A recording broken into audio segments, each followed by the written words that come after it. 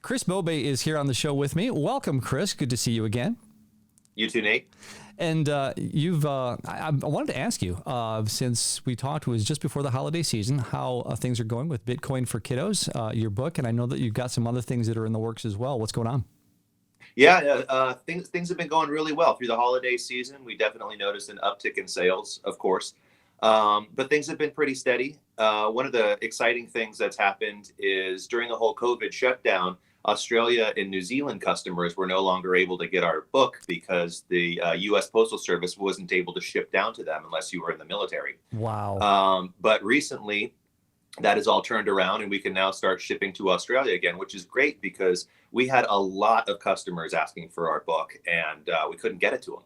So now they can get it again. So that's been great. And we got a couple of other projects in the works. And the family and I, we've scheduled our trip down to the Bitcoin Mecca, El Salvador, for the end of April. So we're looking forward to spending 10 days in El Zonte and getting to know the community and playing in the water with the kids and having a good time. You have a story about a friend of yours that, and we want to get into this. We want to talk about planning and we want to talk about security. Let's start with a security question. You had somebody have their Bitcoin stolen from them, and they're not exactly sure how that happened, except for there might have been a security issue with their phone carrier. And I don't know whether you want to mention who they are or not, but kind of elaborate on that story, will you? Yeah, of all the people, I would have not expected to have their coins stolen from them. It's actually the person who introduced me to Bitcoin. Or not introduced me to, but was that third touch point. Right. It used, for some reason, seemed to take 3 touch points for people to actually start researching Bitcoin and buying a little bit of it and just kind of starting their journey down the rabbit hole. And about 4 months ago, he and his wife went on vacation to Central America. And while he was away at the resort, he gets this text message saying that he needs to verify his account. And so he's like, that's weird. But it didn't seem like anything out of the norm. There was no big red flags that popped up. It seemed like something that happened regularly. And so he had his 2-factor authentication set up to text message him, which I always recommend people never have. Try to keep anything off of any additional systems that you can. Try to keep it as rudimentary as possible. And so when he prompted the system to send him the 2-factor authentication so that he could go into his account, it never showed up. The text message never came. And so he prompted it again and it didn't come. And he figured, well, I'm in Central America. Maybe it's an internet thing. Maybe it's something else. So he tried one more time, but he day traded Bitcoin and some other cryptos. And so he wasn't really worried about it because he was on vacation. Okay. And then when he gets back to the States, he tries to sign it again and he's locked out of his account. And he's like, what is going on? So he calls up his carrier and they tell him that everything looks good on his side. And he's like, well, that can't be true. So he goes down to the store and he's talking with the carrier and they say, oh, well, everything looks fine. And long story short, what had happened is somehow his account had gotten swapped. And I'm not really a technical guy, so I don't know how that happens. He mentioned SIM card, but I think SIM card is hardware and it seemed more like a software thing. But ultimately what had happened is somehow his account got hacked and it got swapped. And when he sent that 2-factor authentication, the text message went to the hacker and not to his account. And the hacker immediately logged into his exchange account, changed the password, and wiped out all of his crypto and also transferred as much money as they could from his personal bank account into the exchange and then stole that too. So all in all, it was over $100,000 that he ended up losing. And he was able to get back the money from the bank account because FDIC insurance take care up to $250,000 here in the United States. It used to be $100,000, but after the financial crisis and all of the contagion effects that happened in the banks, they raised it up to $250,000, which was fine. But it was a fraction of all of the money that he had lost. And so he's in legal disputes with the exchange now and with the phone carrier to see what kind of liability that they had in allowing this to happen. But it's one of those things where pretty much 100% his crypto is gone. Wow. And because of the securities that the exchanges have, he really doesn't have much liability as far as I can tell. Now, of course, this is something new. One of the things they say in Congress is what they're trying to push is third-party custodianship. And part of the reason for that, from a Bitcoiner side, wasn't that part of the problem? Well, yeah. And I told him, I said, bro, how do you not have a hardware wallet that you're storing most of this stuff on when you're not trading it? And he goes, Chris, I know. I don't want to talk about it. And I know he knows. So I didn't tell him too much about it. The wound was still very fresh. Sure. And it's still very fresh. And of course, it's caused some strife between he and his wife because it was quite a bit of money. Yeah. And luckily, they don't have any children, and they have some time where they can kind of rebuild, and it'll be a long legal battle in order to get some, if any, of that back. But one of the if you're new into Bitcoin, Bitcoin is the best money out there. It's the hardest money out there. You have the most versatility with Bitcoin than you have with any other type of typical government issued money there is in the world. But there are a couple of things that you really need to think about when you're holding it. Self-sovereignty is a very important part of the Bitcoin community. And we're all here to help wherever we can to help everybody be as sovereign as they want to be with their money and with their future and with the choices they want to make with that money.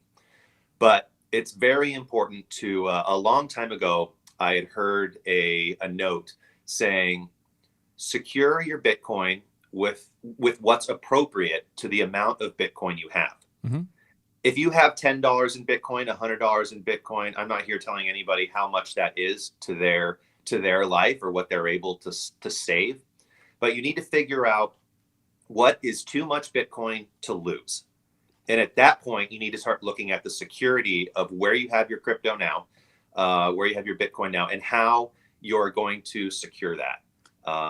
We use hardware wallets, cold storage, cold cards, aluminum sheets that have engraved seed phrases on them, is all steps that one can take in order to make sure that their security of their Bitcoin is theirs and not in somebody else's control. Because like a child, nobody is going to secure and protect your child like you will. Right. No matter how much they say they are, it's not that it's not in their best interest. It's just, it's not their focus. People like to think that everybody has focus on everybody else and we're all working together. But at the end of the day, you got to think about you and you got to think about your family.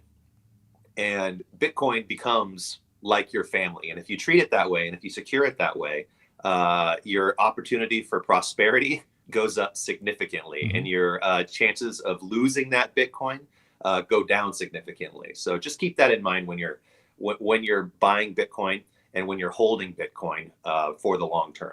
So let's recap the two main points I think that were the weak links in that security chain for your friend, and we'll start with the last one first, and that's obviously a matter of exposing your money to being in custody of exchanges or another third party.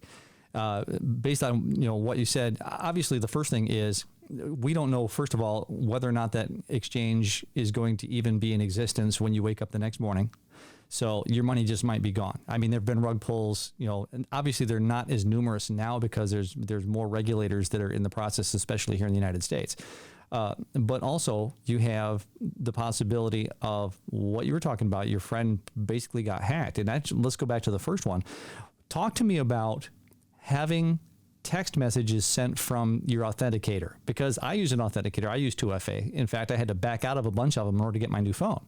So let's talk about 2FA and why it's necessary to keep those numbers, or at least that, off of other means of communication, specifically text. How does it actually work to where somebody can actually hack that and get access to somebody else's 2FA? Well, there's a lot of people on Twitter who can answer that question a lot better than I can. Okay. I'm not a computer coder or a software engineer or anything like that. So how it works underneath the hood, I don't really know. But what I do know is the more rudimentary you can make your protection of your coins, the better. The more offline you can make it. When you're allowing a system to use a text message authenticator to send to you out of ease, because I'll tell you, it's a little bit of a pain every time I sign into an account to purchase more Bitcoin, that I have to close the app, scroll over 4 pages over to my authenticator, open up my authenticator, copy it, close it, scroll back to the app, open it up, put it in, and hit the OK button. And you only have 60 seconds to do that, right, depending on where in that 60-second time frame you're in. But when you allow the text message service to send that over to you, what you're actually allowing is a second system, a second vulnerability, attack. Everything is about attack vectors. So the more you can reduce the attack vector, the more you reduce the opportunity for somebody to break into your citadel, if you will. Mm-hmm. Every attack vector is like a door or a window. And so hackers will look for those weak parts to break down and to enter into your system. So the more you can do to reduce those things, the higher probability that you have that you're going to be safe inside of your bubble, if you will, your citadel. Sure. Now, there are a number of providers that I know of that when I go to sign in, I don't necessarily have a password. They just have my email address, and then they send me a code so that I can actually go through the next step of the process by email in order to sign into my account. So that goes to another attack vector, which is the passwords to your email. That is, use some sort of a password generator or something, and keep that separate, because your email account is just as vulnerable as the text message that your friend had hacked. So that's just another way to help secure not only your Bitcoin but all of your data. Yeah. I recommend everybody who's in Bitcoin, if you have over a certain amount, go out and spend the $35, the $50, the $400 on a safe for your house, something fireproof, something waterproof, something that you can keep important paperwork in, like logins and passwords for your family if something should happen to you, and have that stored offline. And when you're sending crypto from your exchange or from whoever you purchase your Bitcoin from to your cold storage wallet, keep it offline, never leave it plugged in, and only plug it in when you're doing that exchange. And as soon as you start getting confirmations that that money is being confirmed on the blockchain, unplug it and put it away. Mm-hmm. And that's kind of the safest ways. And the first time you do it, I tell you what, man, it is stressful.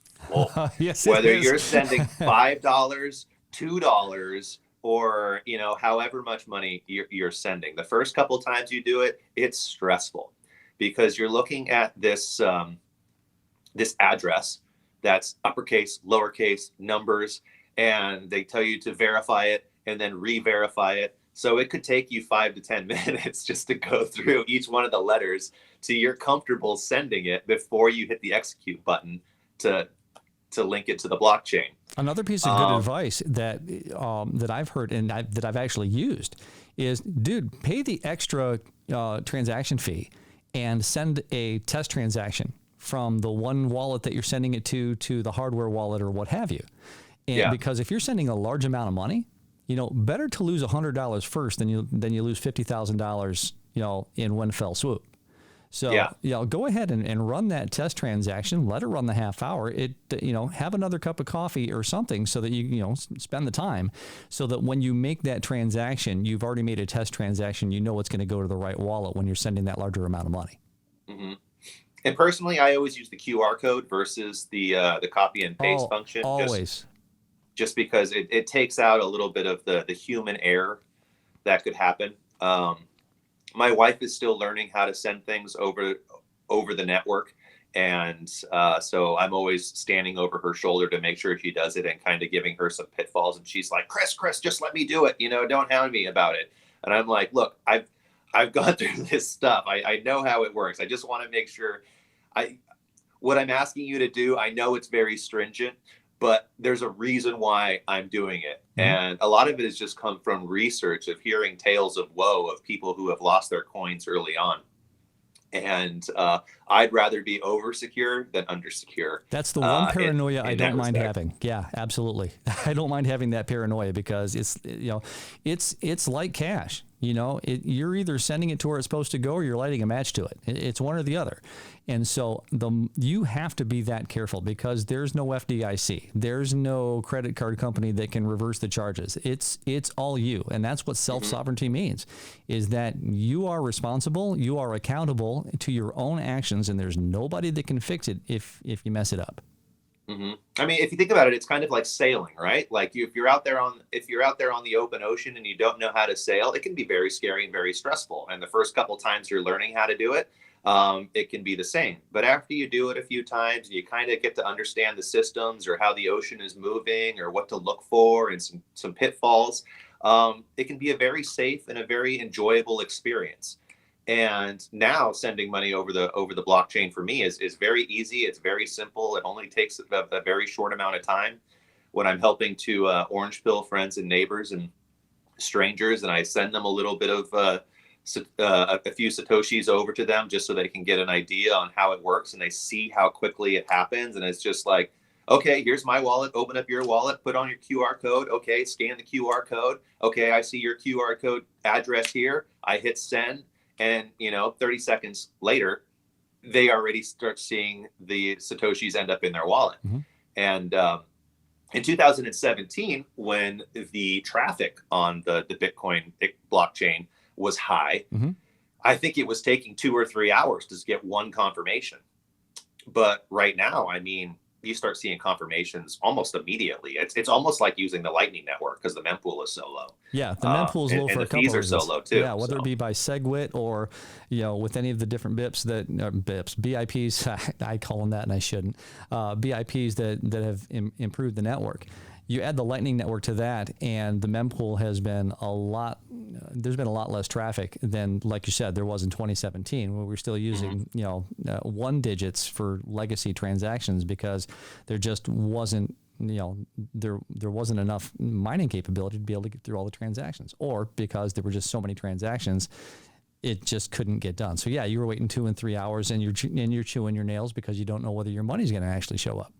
Yeah, and the transaction fees were a lot higher too. But now we have products like Moon Wallet that have kind of a system integrated to them where you can help, whether you do a main chain transaction or a Lightning transaction, you can choose interchangeably, and the system basically just takes care of it for you. So you don't have to, for the technical guys out there, you don't have to open up channels and fund your channels and have them, two-way channels and all that other kind of stuff. You can just push the button, Lightning Network, send it. It all takes place under the hood. You don't even have to know anything about it, and it's all done, which is awesome because it really shows you where the technology is going. And if you've been in Bitcoin a while, you see where it was to where it is now and where it's going to be in another 10 years and how that's really going to help the adoption of Bitcoin and really simplify a lot of the things that us older hodlers have been dealing with or trying to learn over the last several years. Chris, let's talk about something else. So we're going to change gears here a little bit. We're going to talk about, obviously, there's a lot of things right now in the world with specifically Russia's invasion of Ukraine and how the diplomatic community is trying to deal with that. You add that to the inflation woes that have happened globally, but specifically here in the United States, and Jerome Powell kind of blowing smoke at the microphone. What can we do as Bitcoiners or people that are just getting started in Bitcoin or even outside of Bitcoin? What are you talking to people about as far as, preparing for the coming months and years? Yeah. So one of the things I have to deal with on a day-to-day basis is distribution and logistics here in the United States. And whether that's overseas freight, or it's the trucking industry, or it's the last mile delivery from warehouse to end customer. Those are all conversations that I talk about with my customers on a day-to-day basis, in my day job. And what I've noticed over the last year and a quarter now, so 5 quarters, is the amount of inflation that's starting to show up in the chemical industry in the United States. And I understand that the chemical industry on the surface is very taboo, for what politicians will talk about in their push towards ESG, clean energy, renewable resources, global warming conversation. But at the end of the day, that's all fluff. So what really matters is where crude oil comes from, and during the distillation process of that crude oil, when they take, most people probably don't know that when they're looking at the crude oil prices, or when it's being talked about, that's the oil that basically comes straight out of the ground. And there's sweet and there's sour, and there's lots of different types of oils that come out of the ground from all over the world, whether that's Venezuela, or that's Iran, or that's Russia, or it's the United States. And to make a lot of the stuff that we use on a day-to-day basis, you need a blend of all of those things to make it work right. And so when you're taking the oil and you're putting it, basically, like, you heat it up, and as it heats up, the molecular components of the oil separate. So you have your harder molecules that stay down at the bottom. That's your tars, your rubbers, your thick, nasty, sticky stuff. Okay. And at the very top, you have your jet fuels, your gasolines, your propanes, your ethanols, your lighter molecules. And so if you just think of a huge tower, and then there's all these different pipes that come off of it, they siphon off at each level all of those things, and they make end products out of that stuff, or they make the base components that then go into making those base products. And also out of that process, you also get your waxes and your other things. So everything that we use in the modern world uses some form of oil in one stage or another. And one of the nice things about that is, on an industrial oil side, whether it's engine oil, grease, metalworking coolants, forming solutions, coolants, those things are all renewable. You can recycle all of those things. You take them, you put them back in your distillation tower, you separate them out again, you pull out everything else that you can, and all the thick stuff gets turned into tar and concrete, and goes into all those things, and rubbers and whatnot. So people don't understand how renewable the oil industry actually is, and can be, and is growing to be even more of. Because no industrial manufacturer can just throw away their old oil. They all have to send it over to a hazmat place where that it can then be transferred over. So if you think about oil as something that's used in everything that we use on a day-to-day basis, during COVID, when everybody was out there looking for hand sanitizer, propylene glycol is a base component that's used in hand sanitizer, and that became very light. And it's a part of what gets pulled off in that distillation process. Or if you're, a lot of people go around wearing Patagonia fleece and North Face fleece, and they're saying, "Oh, I'm very renewable, and I don't like oil and bad oil." And I'm like, well, what is that made out of? It's like, oh, it's made out of poly, whatever. Well, poly is oil. Okay. So, there's a disconnect between the actual and the gaslighting of the definition of these things. So over the last, kind of rewind here. So over the last year, I've noticed I'm having more and more conversations with customers about the increasing prices of these raw materials that are going into the products that we all use on a day-to-day basis. And I had been telling them, just-in-time inventory is of the past. You need to start stocking up. Sorry, my screen.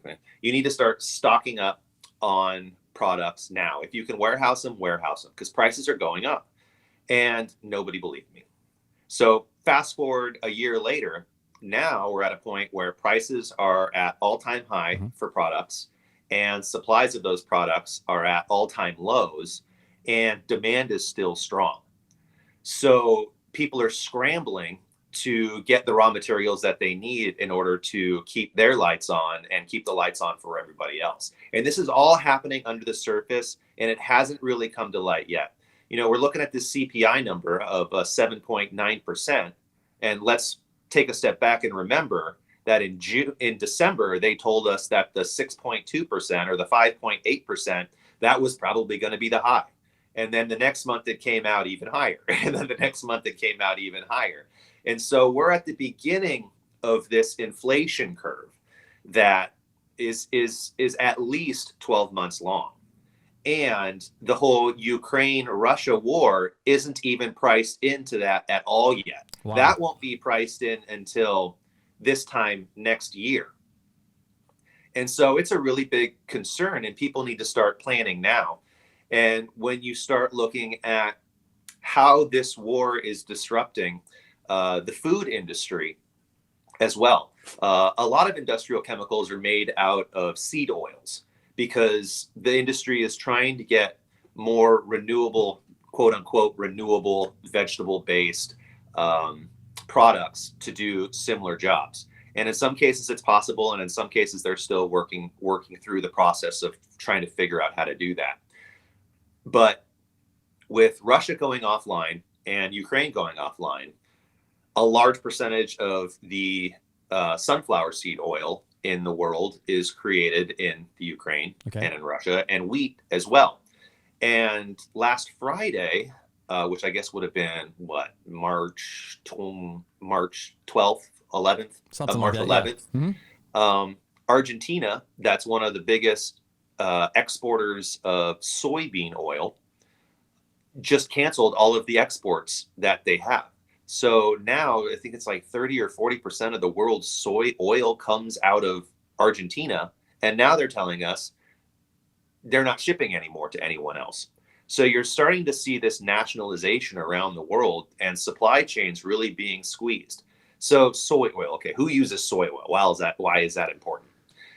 Well, it's used in a lot of different products as a component of, a blend for, say, canola oil or vegetable oil, or they use a lot of different blends. So when you take that oil out of the market, now there's a scramble for all of those other oils to have to replace it with.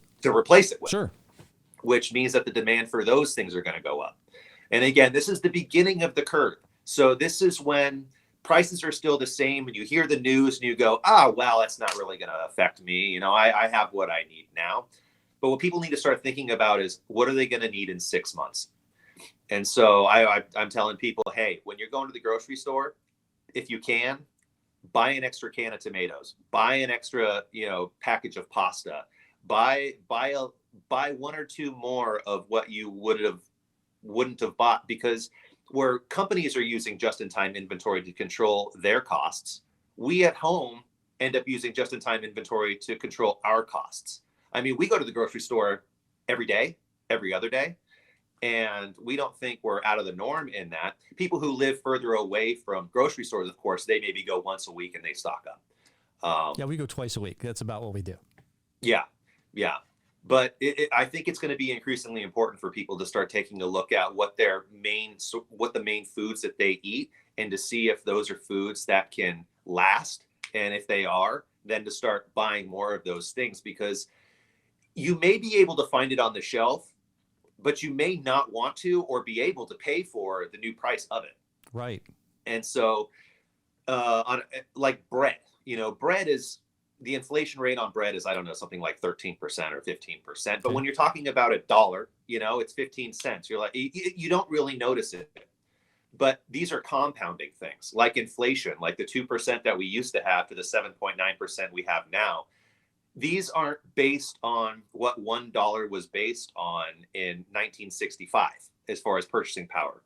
These are compounding things. So Right. that 7.9% now is actually 85% if you look at it over a 30-year time frame on the devaluation of the dollar and the purchasing power of what it gets you. I remember back in high school math when we started talking about compound interest and the rule of 72, where whatever the percentage interest rate, you take 72 divided by the interest rate, and you will have doubled your money or your cost in that number of years. So if you just make the numbers easy, if you take 8% inflation, okay, that means prices are going to double in 9 years because 72 divided by 8 is 9.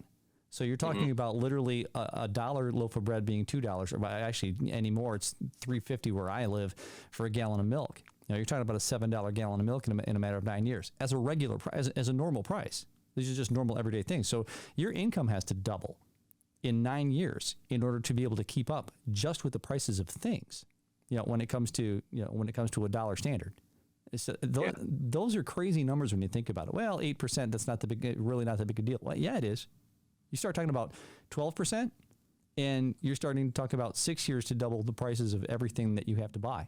That's amazing just to think about it that way. Yeah, and one of the things that luckily the Fed does come out and say is the fact that people's incomes have not been rising with the price of inflation or the amount of inflation, at least over the last decade. But we know it's probably a lot longer than that because their numbers are usually mostly fluff because they don't want to scare the populace. Sure. If they would have come out 2 months ago and said, hey, look, we could see at the beginning of the curve, because the way inflation is marked is it's year over year. So it's not month over month. So they look at prices this month compared to prices a year ago. And then that's kind of where the number comes from. Right. And so it's a lagging indicator, but they talk about it as if it's the tip of the spear and not the end of the spear, if you will. So this quarter percentage point, 25 basis points that Powell decided to increase the interest rates yesterday really is kind of gaslighting the situation, because now on the surface for the headlines, they can say that the Federal Reserve sees inflation as a problem and no longer transitory, and they're now trying to attack that inflation and increasing rates by a quarter percentage point. But it's kind of the tortoise and the rabbit race, right? So the Federal Reserve is the tortoise and inflation is the rabbit. And as long as the rabbit doesn't take a break or take a nap or take a sidetrack, that rabbit's going to win the race. And it's going to win it faster than when it started. So the gap between the inflation and the increase in interest rates is going to grow. And I think the reason why they do that is because they know how fragile the economy is. They know over the last decade, they haven't been able to increase interest rates. In fact, they've had to go to 0% interest rates and add $120 billion a month to the balance sheet just to keep the liquidity in the system to a point where corporations can roll over their debt that they had at higher interest rates. So, we got to remember that in 2008, when the financial crisis first reared its ugly head, corporations were borrowing money at a much higher interest rate than they are now. And they typically do 3, 5, 7 year sort of short to midterm loans on the spectrum. And then every 3, 5, 7 years, they roll that debt over into new debt. And as interest rates come down, they're able to roll that debt over into cheaper debt so that it frees up cash flow on their balance sheet that would have otherwise gone to pay the interest on the debt that they had, which what the Fed was hoping was they would use that cash flow to invest in research and development and hiring new people. But what they ended up doing with it is completely blowing up their local supply chains, buying everything from China and Mexico, and implementing a lot more robotics into their systems, which meant that they were able to reduce costs from manpower overhead costs, and also from a distribution and manufacturing side, because everything went to China, everything went to Mexico, everything went to Pakistan, Taiwan, all of these other places. So now, as all those supply chains have blown up, and we can't get products from all of these other countries, now prices are starting to rise because it's economics 101.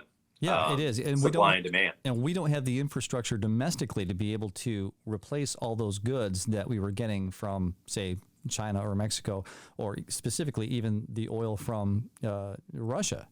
We just, as far as that's concerned, that's a whole different story, because obviously we do have the infrastructure, because, within the last 2 years, we've went from being, energy independent to being dependent on foreign oil again. So that infrastructure is already there. But when you start talking about employees available to create the goods that we're used to already having at a lot cheaper prices than what we want as employees to work for those wages, there's a battle there. And I don't know how we're going to get out of that battle without there being, some sort of a financial recourse that's not going to be happy for pretty much anybody, because we want to get paid, but in order for companies to be able to compete, they've got to be able to cut their costs. And that's always the tug of war between the employee and the employer. Is the employer will only pay as much as will keep the employee from quitting, and the employee will only do as much as will keep the employer from firing them. It's the line from the movie Office Space. When he's sitting there in front of the consultants and he's asked, what's your motivation? And he's like, my real motivation is just not to get hassled, And it's funny, but it's true on so many levels. It is. And on the payment side, it's not a want to get paid. It's a need to get paid. Right. Because things just cost so much that you need to get that just to stay ahead. And kind of the gaslighting that's taken place in the United States is, oh, well, you don't make enough, I'll just give you credit, and you can make up the difference with this credit card. And, oh, it's 20%. I realize that. But you don't have to pay your full principal and interest payment. You can just pay interest only, or you can just pay this minimum amount. And we'll just keep your line of credit open, and you just pay it off whenever you get to it. But most people, they take a look at it from the perspective of how much money do I get a month? Yep. And how much can I get what I want to get every month and still make my minimum payments? So people don't look at debt from the perspective of, I owe this money, I have to pay off this money so that I can get back to square. They look at it as, you know what? Screw it. This system is so backwards. The banks I know are so against me. I'm going to screw them over by just giving them the minimum amount, with the ultimate idea of, if I have to declare bankruptcy, I have to declare bankruptcy. Screw it. Because now we know if they do that, the Federal Reserve is just going to bail them out anyway. And put more money into the economy, which only makes prices go that much higher. Right. Because they're gonna have to reliquify the banks, and the banks are gonna have to loan that money back out. So they lower interest rates again to incentivize people to take on more credit, and the cycle repeats itself. Exactly. That's the one thing that I've been saying over a number of different spaces or podcasts is this. Every time you borrow money, you're borrowing from future economic prosperity. Our children. Yeah, because you have to pay that money back. And when you have to pay that money back, well, that's money that you would ordinarily have spent on something else in the future, but you spent it now instead.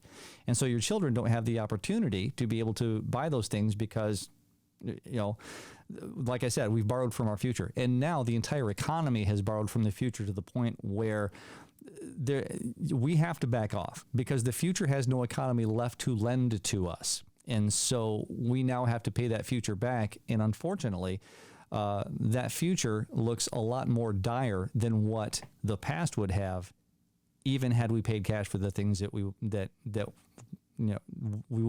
bought before, or not paid cash and just saved the money, or waited until we could actually spend the money in order to get those things that we wanted to get. That's been the problem, and now we've been kicking the can down the road so far that we're running out of road. Yeah. You know, what I like to say is we're stealing the prosperity of our children so that we can enjoy ourselves today. And when you look at who's really enjoying that prosperity, it's on large part the baby boomers. And so you have an older class of individuals who own most of the assets in the world. And they're the ones really taking on a lot of this debt because the poor people, they can't get loans, right? And the middle class, they're getting squeezed left, right, and center. Mm-hmm. And so they know that they don't want to take on more debt, but they're being forced to in smaller increments. And so the wealthy in the country are really using that 0% interest rate that they've been getting. I mean, they're borrowing money from our children at 0% so that they can go out and buy boats and planes and cars and land and rental properties and corporate buildings and all this stuff. And that's our children's future.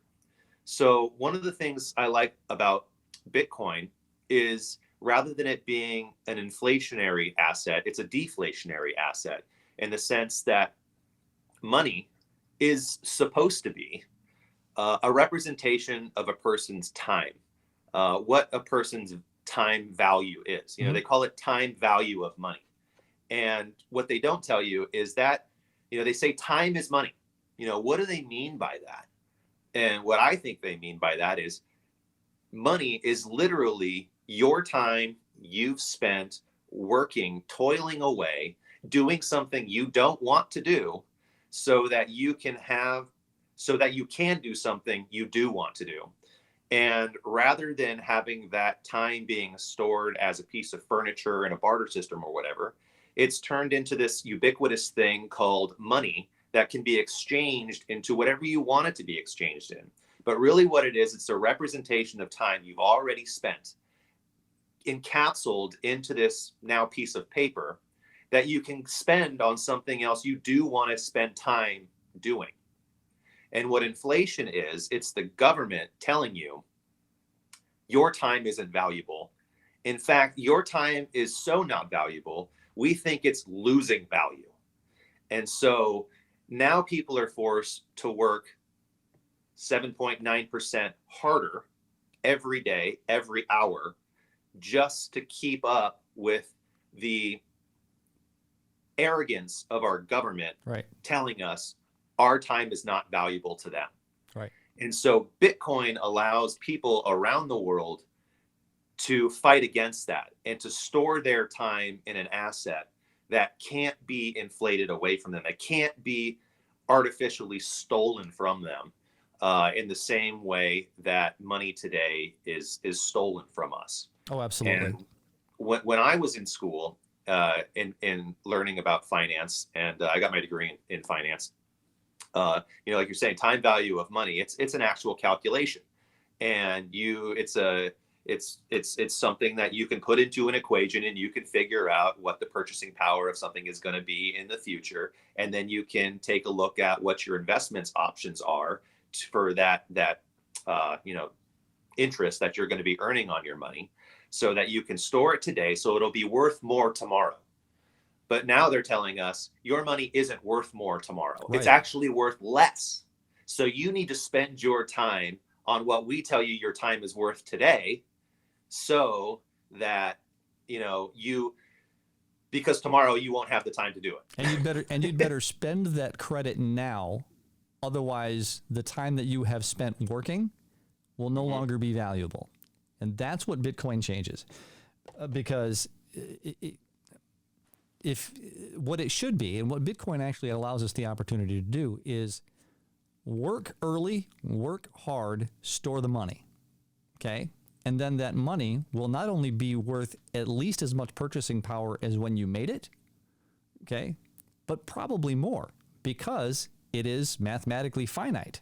And therefore, there will always be more and more demand for that money.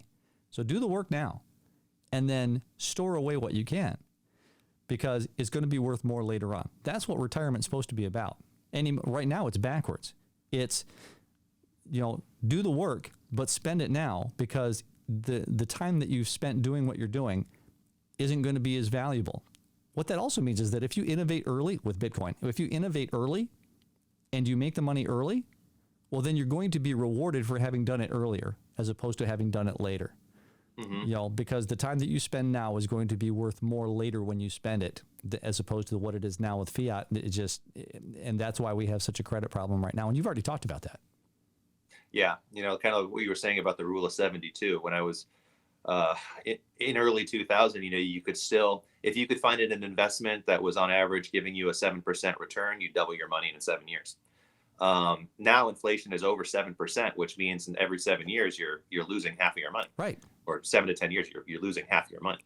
You're losing half of your purchasing power. Every hour you spend working today, 50% of that hour, a half an hour of every hour, is being stolen from you every 10 years. And Michael Saylor talks a lot about that, the energy, money being energy, and representation of that. And if people really start looking at it from that light, then they really start seeing what the government is doing to them and how it's affecting their life and the prospect of opportunity for their children. When I started college in '99, I went to a junior college and it cost $3 per unit.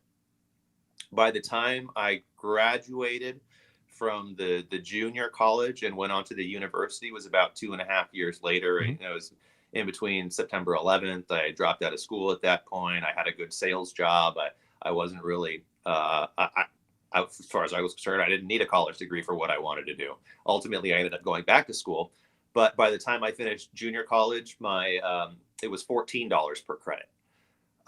Because we'd gone through the .com bubble. Wow. And Greenspan had done his damage to the financial system, and then it was the same sort of thing when I finished university. The cost that it was when I started to the cost that I was finished, you could really start to see the escalation in it.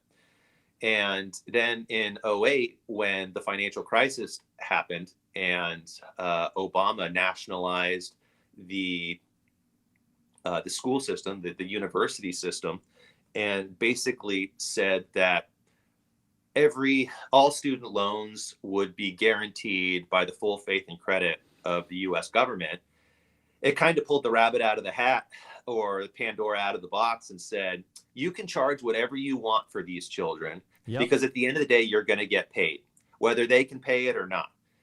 Student loan debt is one of the few debts that can't be exonerated in a bankruptcy. In bankruptcy, yeah. And so you carry that to your grave. And whatever assets you accumulate, if you don't pay it off, the government takes their piece before your family gets what's rightfully theirs. And so it's allowed the universities to go out and create these huge endowments, and then at the same time borrow money rather than using those endowments that are supposed to be used for the operations of the university. But it never leaves the university or the head staff at that university. It all comes down to the student loans that people have to take out for the $100,000, $200,000, $300,000, $400,000 in student loans, depending on what your degree is going to be at. And so the average person right now, they're well into their 40s before they are able to start working for themselves. Yeah, there are two things. There are two things that are working in tandem right now to make it impossible for the middle class to be able to accomplish any financial security. And the first one is the one you talked about, because the biggest scam that one of the two biggest scams that I see right now in American finance is student loans, because it is an absolute scam to think that you have to go to school for 4, 6, 7, 8 years in order to make a decent living. Now, there are some out there that are specialized, that are necessary. Physicians, for one, physicians and nurses, anybody in the healthcare field that actually has to operate on a human body. Wow. A lot of credit to those people. But the thing is, though, is that what's being neglected are the trade jobs, plumbing, electrical, and those, even, auto mechanics. You can go to trade schools and make a decent $60,000, $80,000, $100,000 living after going to school or, trade schools for a couple of years, and the tuition isn't nearly as high. And you have the opportunity to actually do some, good, honest work and make a decent living. But that's not what we're being told. We're being told, like you said before, $100,000, $200,000, $300,000 in order to get a piece of paper so that you can go get a job somewhere and sit in a cubicle for the next 40 years and have your money deplete in your pocket after you've earned it. Sorry, I'm out of that game. I just don't buy it anymore. Yeah, so that's the first one.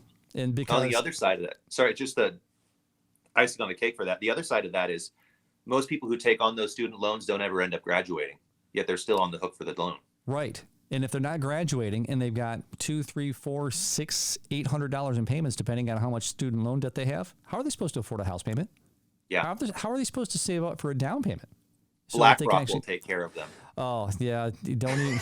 I just watched a couple of videos on that yesterday, and I tell you what, man, it's frightening because, I'm a homeowner and I got to take care of stuff, and I'm going, do I get the equity loan? Do I not get the equity loan? Because these are things I got to think about. So it's, BlackRock will take care of you. They'll just take it and rent it to you. And now you don't, what is it? You're going to own nothing and be happy type of thing. I say, no. And that's what actually raised the prices last year. I got someone that I know and care for deeply that, they couldn't get a house because the price in my area, people were, the investors were bidding 20% higher than ask. Yeah, how is anybody supposed in cash? So how is anybody supposed to get a house at that point in time? And it creates a market that nobody anymore, that is simple working class can get into a house. And I'm seeing it just over and over again in my neck of the woods, and it's sad to see. Yeah, my wife was talking to somebody just yesterday who was looking for moving from California to Tennessee. And they put in a bid on a house that was $80,000 over ask, and they didn't get it. Yeah. So right now you got to put in a bid that's $100,000 over ask to even buy a home in Tennessee, in certain places. Yeah. And those are the two things right now that are making it impossible for the average American. And I'll stick it. I'm certain that it's not any different in most other first and second world countries. Where debt has gotten so high that we're handcuffed and we can't advance, in our financial status over a period of years like we saw our parents do, because the whole financial situation is completely different. And, for my money, Bitcoin can change that. And I think that Bitcoin is the only asset that can really change that, as long as more and more people come into the network and recognize that what money is and what Bitcoin is, all those check marks are checked off. And the more people see that, the better off that society is going to be. It's going to take a heck of a path, roller coaster path to get there. But I think you and I agree that that's the best path that there is right now. Yeah, it's peace of mind is really what it is. And as I take a look at our assets in Bitcoin versus our assets in physical cash, and how the government and the banking system would like me to look at my assets, like you're talking about taking out a HELOC and stuff like that, and do you do it? And my wife and I are having that same conversation right now, because I don't think interest rates are going to be any lower than they are right now. I think ultimately they'll have to come back down, because like in 2018, when Powell increased interest rates 0.25% over that next month or so, the market just completely flipped upside down and started hemorrhaging, and he had to immediately turn around. So this whole hawkishness of 6 to 7 increases this year, I just think it's all gaslighting. I think he's so got too. to say what's good today. It really focuses towards the time preference of individuals. When Bitcoin was moving up and it was really volatile, people are like, "Oh, I don't want to get into Bitcoin; it's too volatile." And now it's trading within a channel. I'm I'm gonna wait. It's not volatile enough. Like these people's time frames are so screwed up. It's And people are crazy. like, "Oh, Bitcoin was at $69,000. Now it's at 40. Aren't you worried?"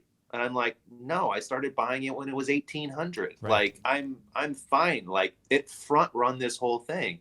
And then you have the 4-year halving cycles that really create that deflationary aspect of Bitcoin that pushes the prices higher within the next 6 months after the halvening events. And so $40,000 is kind of a representation of a front running that took place 2 years ago. And so people need to think of it that way. It's like, so what's going to be the next catalyst? It's like, who cares? Whatever it is, it'll be there. And the catalyst could just be every 10 minutes on average, the Bitcoin supply shrinks from 6.25 to 3.125. Like that in itself is a catalyst that Satoshi Nakamoto must have been, visited by God in a dream or something on how to create this. I'm reading the book, The Sovereign Individual, right now. And I find myself smiling all the time because that book was written back in the late 90s. But a lot of his perspective, or their perspective, is coming true now. And a lot of the ideas he had aren't going to come true because we have this thing, Bitcoin. But, he talks about private keys and public keys and cyber money and a static amount of something that can't be inflated away. And the idea of the cyber economy being outside of the purview of any one jurisdiction. So it allows money and corporations to flow interchangeably around the world, depending on where the best place to be to incorporate at that time in the world is. And when we look around the Bitcoin community on where businesses are starting to show up and how it's really becoming more fluid on where they can be and what jurisdiction they're in and how they can change so quickly because they don't have to worry about the $10,000 of currency traveling from one border over to another and those tax obligations because corporations can't or governments can't tax business the same way they could. When taxes first came into existence, the governments, they focused on the places that were the hardest to move. Your car plants, your steel plants, your mines. You can't just pick one of these things up and move it to another state. Mm-hmm. They become these attack vectors, if you will, that a government can focus on and start taxing at that particular spot. But one of the fears that the government has now is because Bitcoin is the first money that's native to the internet. There's no head of the snake. I still get the question. So where's Bitcoin incorporated? Who's the leader of Bitcoin? And that's kind of one of the concepts that come into we're still so early. Oh yeah. We grew up in the internet age. We're the first generation, you, me, people our age, who were old enough when the internet first came into that adoption stage of real adoption, when we were all on 16K modems, then 32K modems. You hear that distinct dial-up noise. We know what that was, what that is. Our kids have no idea. No idea what that is. The dial-up tone is, yeah. Nobody even has a landline anymore. And so we were the generation that grew up with four stations on the TV. Yep. To Atari, Commodore 64, 8-bit video games. I had to beg for one. to the internet. And what did people use the internet for? Oh, it was for job boards and porn. Those were like the first things that the internet was used for. And then you started seeing these microeconomies and businesses starting to show up, and they figured out how to put their credit card information on there and cybersecurity and all that stuff. To fast forward to where we are today, where the cell phone you have in your pocket has 1,000 times more capacity than what an IBM mainframe had in a building that took up a city block. Yeah, you've got more power in your pocket today than there was on the launching pad in 1969. Yeah, and so we're it's important for all of us to continue to be looking forward, but understand where we came from and to not take any of this stuff for granted. Not in the sense where it can be gone tomorrow. I mean, it could be gone tomorrow, but chances are it's not going to be gone tomorrow. But from the aspect of, oh my God, you know, when it first came out, the internet was never going to be anything more than a glorified fax machine. You know, you can't do business without it. As late as 2005, those reports are still being put out there. Yeah. In the 90s, when the internet was first starting its real adoption, corporations were so scared. They're like, oh, we have too much sensitive information. We need an intranet. We need an internal internet to our business that's protected by firewalls. You know, fast forward today, nobody's got an intranet. Nobody even knows what that is. You don't have network guys crawling around underneath your desk 4 days a week just trying to put together new nodes and portals, you know, into that system. Everything is done online, and it's all encompassing. And cybersecurity has come to a point that nobody could have ever fantasized about 15 years ago. And so the next adoption part of that is the money. You know, everything is moving from analog to digital. That's the whole idea behind the NFTs, right? You don't need the Mona Lisa anymore. You can buy an NFT on it. It's been digitized. Right. You know, more kids these days, they sit across from each other writing text messages versus just putting down the phone and talking to one another than ever before. So this digitization of the world, this metaverse of the world, this idea of a digital personality, an avatar, it's coming. And one of the things people need to think about is, how are you going to transition? How are you going to move money around in that system? And so Satoshi Nakamoto said, hey, I'm going to create the first digital native asset that can't be controlled by a government, that can't be manipulated by them, that can't be inflated away from you, that your time can't be stolen from you. They're going to have to find another way. Will they? Probably. Is that day now? No. No. I'm going to ask your opinion on something.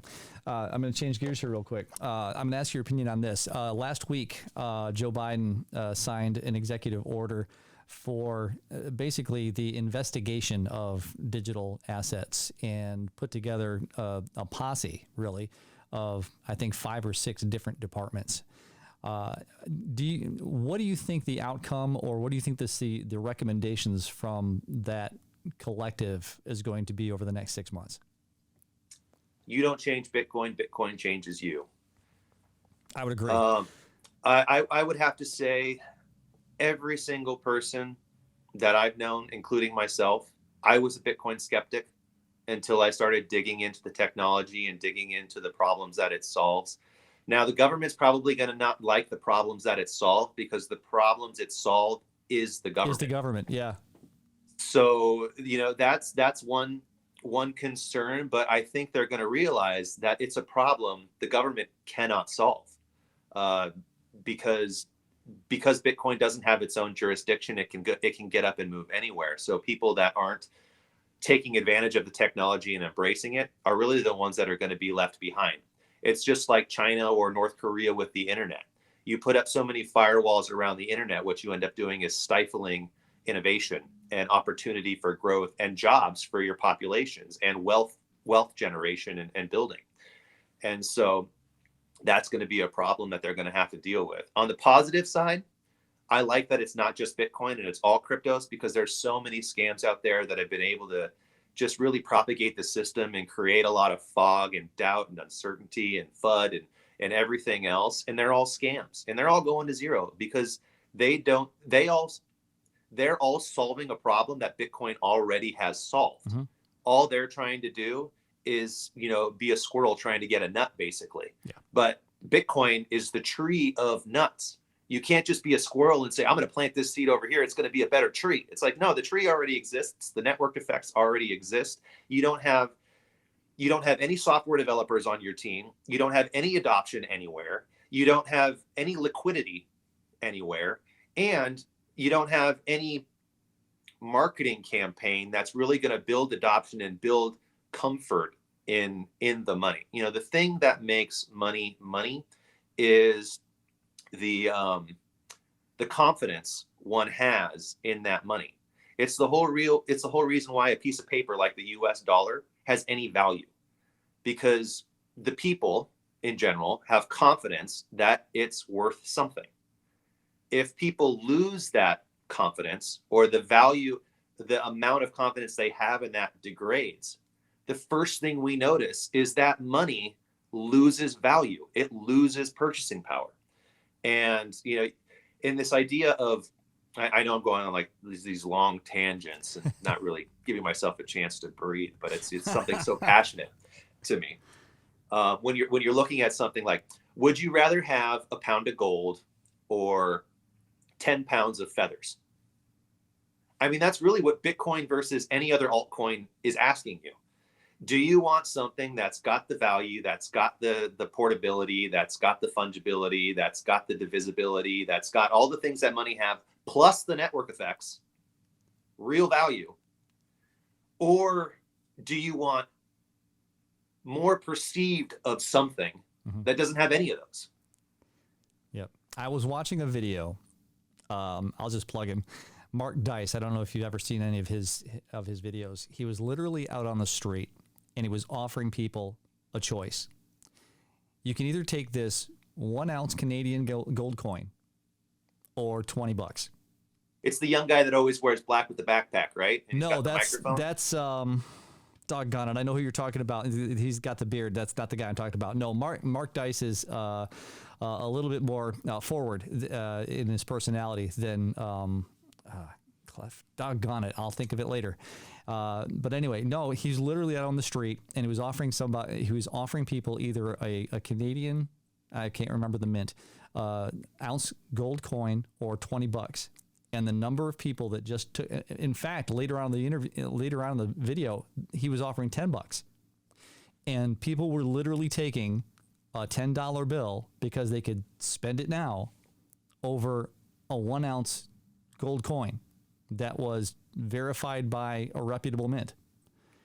And finally, he was telling people, "You've made your choice. Okay, you could have gone right over that gold and coin shop and gotten probably $1,800 for this gold coin." People don't know.